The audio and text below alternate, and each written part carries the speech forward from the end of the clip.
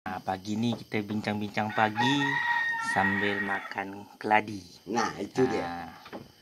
Untuk pagi ini 5 perut dalam takar nak dibawa petang hari. Kalau perut sudah lapar, sedap juga makan keladi. Jadi terpaksa ni takkan? Harus dimakan. Makan. Sedap ya? Keladi Sarawak. Memang sedap. Kita lanjutkan perbincangan kita tadi tentang peluang atau jalan. Ya. Jadi yang dapat saya cari dan dapat saya hitung di dalam kehidupan saya sendiri, itu saya nak bagi dengan anak-anak. Nak bagi dengan saudara-saudara, rekan, kawan, sahabat, taulan, di mana pun berada, saya ingin berbagi pendapat. Arti peluang dan jalan. Kerana dah saya bayang-bayangkan di dalam kehidupan ini ada 3 alternatif peluang dan jalan. 1 iaitu kesempatan. Itu jalan namanya. Setiap ada kesempatan pasti ada jalan. Kedua, ada peluang. Yang ketiga, punya kemauan. Ya. Jadi kesempatan, peluang dan kemauan itu jalan.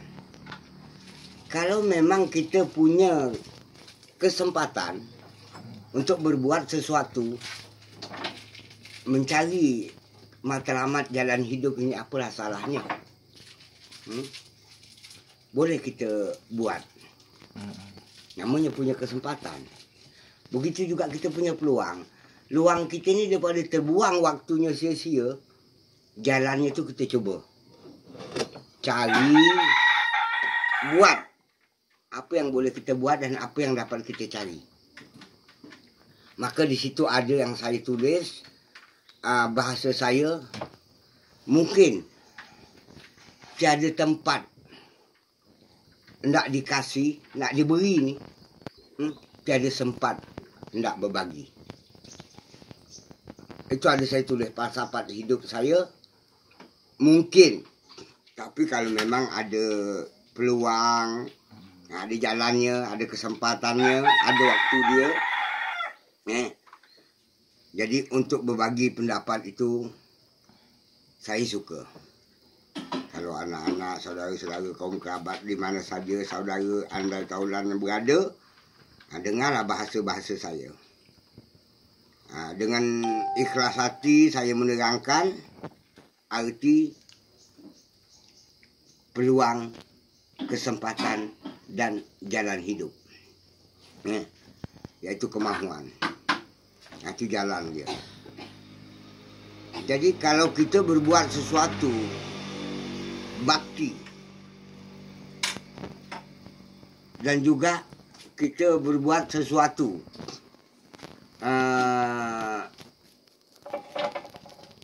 saya tak tahu apa bahasa dia tu. Kalau dalam bahasa saya sendiri, bahasa saya buat sendiri, iaitu kita membuat satu kebodohan. Apa gitu? Yang dinamakan membuat kebodohan seperti kita tak suka orang lewat di rumah kita, jalannya kita tutup. Jadi peluang dan waktu kita tu kita nutup tu tentu nunggu peluang orang tak ada. Jalan tu tidak dilewati orang. Tu kita nutup. Jadi supaya besoknya orang tak bisa lewat lagi, nantinya orang tak bisa lewat lagi. Juga aliran dari atas ke bawah. Bagaimana cara kita memaksa dengan pendapat kita, memaksa supaya aliran tu naik lagi ke atas. Itu tadi kesempatan namanya. Kesempatan kita berbuat supaya aliran itu naik ke atas lagi. Agar orang banyak punya kesempatan dan peluang membutuhkan itu. Jalan dia untuk membutuhkan itu macam mana? Itu satu cara yang kita perlu buat. Jadi artinya apa tadi, kemahuan. Kita dengan kemahuan. Bagaimana caranya penurunan ini menjadi datar. Itu jalan namanya. Jadi setiap jalan itu perlu kita buat dan perlu kita buka supaya orang lain dapat. Supaya orang lain juga memahami apa itu peluang dan apa itu jalan, apa itu pendapat. Coba tengok ya sayur apa mak? Sayur apa? Buat anak ya. Buat anak deh. Tak ada. Pak Bang. Libur dulu. Libur. Jadi banyak jalan, artinya banyak peluang, banyak kesempatan, banyak kemahuan yang kita boleh buat untuk menuju ke jalannya.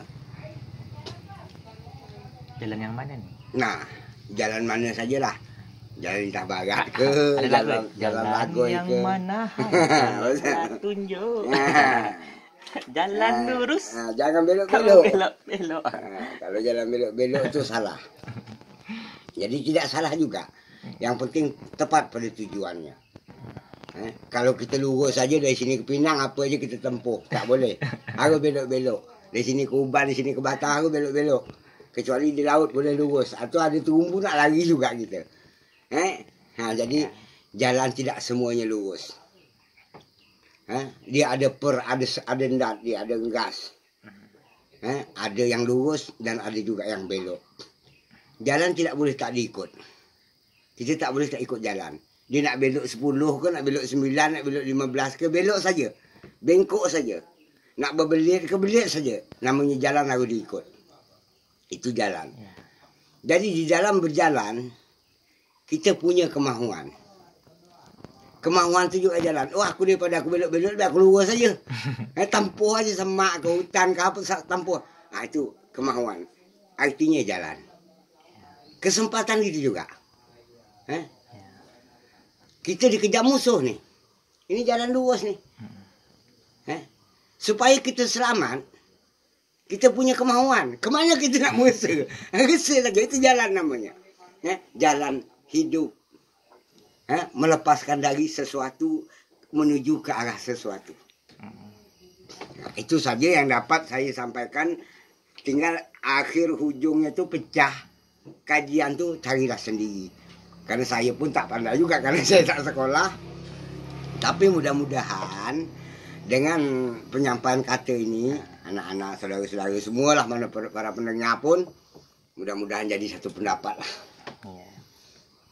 Nah, boleh tak bertanya lagi? Boleh saja. Nak jalan ke hujung jalan ni, ada apa di hujung jalan? Nah, itu tadi. Tentu kan jalan ada yang dituju. Ya, betul. Makanya pernah saya menerangkan sebagai seorang ayah, sebagai seorang orang tua. Saya pernah menerangkan dan juga falsafat orang tua-tua dulu pernah mengatakan kalau sesat di ujung jalan, tapi ujung jalan tak pernah saya jumpa. Saya tak pernah jumpa ujung jalan. Kalau sesat di ujung jalan, kembali ke muka jalan.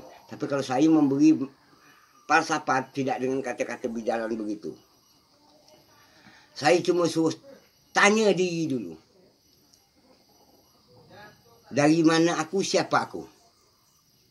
Datangnya kita tak tahu, duduknya kita pun tak tahu. Jadi dalam perjalanan hidup ini kita tak tahu sampainya kapan. Hendak ke mana aku? Seandainya aku ni sudah sampai ke tujuan, nanti jadi apa aku? Itu yang pernah saya kasih dengan anak-anak, dengan para saudara, saya kasih pencakap itu. Tanya diri siapa aku, di mana aku sekarang, hendak ke mana aku esok, dan akan apa yang aku lakukan di sana besok. Atau apa yang terjadi kepada aku di sana besok, di hujung sana besok.